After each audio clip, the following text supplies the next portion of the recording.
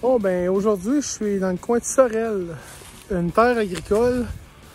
Bon, ben là, quand on dit qu'on a tous les éléments pour réussir une chasse, avec surtout des bocs matures, on en a.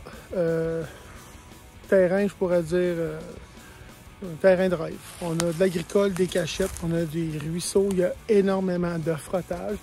Donc, c'est l'endroit que j'ai vraiment vu le plus de signes de mâles puis de mâles matures. On a, ça c'est des vieux frottages, mais il y en a de l'automne passé. On en a un là, on en a un là, on en a un là, il y en a plein là. Il y en a partout, de tous les côtés. Donc, on n'est pas juste seulement sur une ligne de frottage, on est dans sa maison.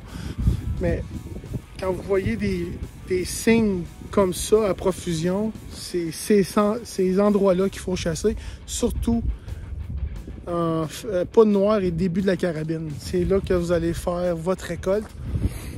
C'est plein de signes ici. Donc c'est vraiment intéressant. J'aime ma journée présente. Okay, c'est pas un frottage de l'année passée, mais regardez la grosseur du cèdre. Quasiment 5 pouces, c'est à peu près 2 ans. On en a un autre juste ici. J'avais commencé à frotter, c'est tout enveloppé. Mais on a un beau sentier qui est que c'est positif pour mon chum Pat. Il n'avait pas chassé sa terre encore. Et là, je pense qu'il va chasser. Tu vas chasser, hein, Pat? On va y aller. Dans un champ. Puis ça m'interpelle. Là, j'ai coupé les branches. Patrick, il va venir enlever eux autres. On va juste garder cette partie-là en avant. Regardez comment est-ce qu'il y en a, là. Il y a déjà un grattage. Okay? Ce qu'on va faire, Patrick, rendu dans le temps de la chasse, il va mettre une canne. Il va venir en partir un. Quelque chose de beau. Puis il va gratter à terre au sol. Ça va devenir un grattage communautaire. Toutes les bocs qui vont passer dans le coin, là, bien, il va toutes les poser ici. Quand ça fait un genre de parapluie comme ça, il y a souvent des grattages. Puis c'est là que quand j'en parle dans les formations, les grattages qui ont 6 pieds carrés, là, c'est parce que tous les bocs qui viennent gratter dedans. Puis ça va. Bon, ben yes, on a fini de marcher le territoire à Patrick. On est dans le coin de Sorel. Écoutez, honnêtement, quand tu te promènes sur un territoire et on a de tout, mais j'ai vraiment vu c'était quoi vraiment un territoire avec beaucoup de potentiel, beaucoup de signes. C'est pas à comparer, pas en tout sur tout ce que j'ai vu jusqu'à présent. Tu vois qu'il y a une différence. Puis quand il y a beaucoup de signes comme ça devient plus facile à chasser que chasser à l'appât. Les signes, ils manquent pas, sont évidents. Tu l'as vu de toi-même. On a vu de tout le matin. Puis, tu sais, il y a un terrain, il y a deux parties. Puis la partie du terrain où il y a plus de signes, c'est vraiment c'est là. Fait que, tu sais, puis on a. C'est pas pareil, mais c'est quasiment le même type d'essence d'arbre. Mais l'action, elle se passe vraiment plus de ce côté-là de la terre. Tu sais, tu l'as vu. Ça veut pas dire que c'est pas bon là. Tu sais, on a établi des stratégies. Ça fait 5 ans que ça n'a pas été chassé. J'ai vu des photos de ces chevreuils. Des arbres là, de 8-10 pouces. Là. Ah, il y a du bon potentiel. Tu sais, ouais. C'est pour ça que je t'ai appelé pour établir une stratégie, une bonne stratégie de chasse. Ça fait du sens? Qu'est-ce qu'on a ça fait du sens? Ouais, en plus, qu'est-ce qui est le fun, c'est qu'il peut rentrer ce bord-là, il peut rentrer sur l'autre bord. Ses entrées et ses sorties vont être contrôlées.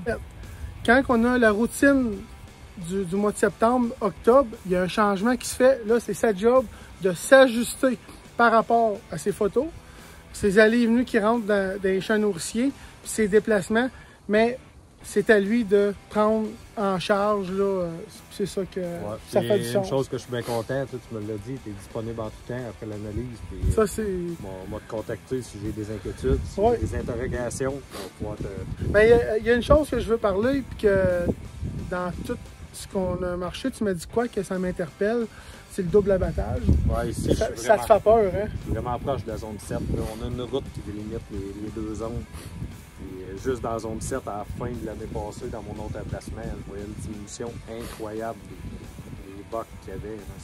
Mon cheptel, il a presque coupé en deux du boc là, en un an. Dans un an.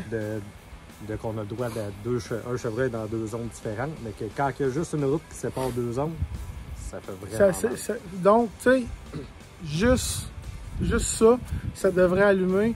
On a le droit à 2 double abattage. faudrait que ça cesse le plus rapidement possible. On a un territoire qui n'a pas été chassé pendant 5 ans. En dedans d'un an, peut-être 2, dépendamment de ce qui se tire ici, tu peux scraper ton spot tout de suite.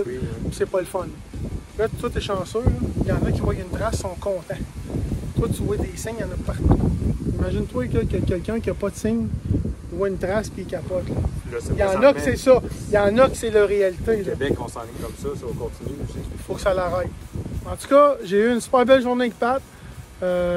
J'ai vu vraiment c'était quoi un vrai territoire de chasse, une vraie terre. C'est sûr que c'est une terre, c'est un terrain agricole, c'est une terre privée. Par contre, il est vraiment possible de faire un aménagement comme ça, une gestion partout au travers le Québec. Puis je sais que ça pourrait être comme ça. Ça dépend de nous tous, puis de s'autodiscipliner. Pat, merci c'était le fun, hein? Yes, J'ai bien aimé ça. C'est un bon chasseur, je peux vous le dire, il est sur la coche. À bientôt. Bonne journée.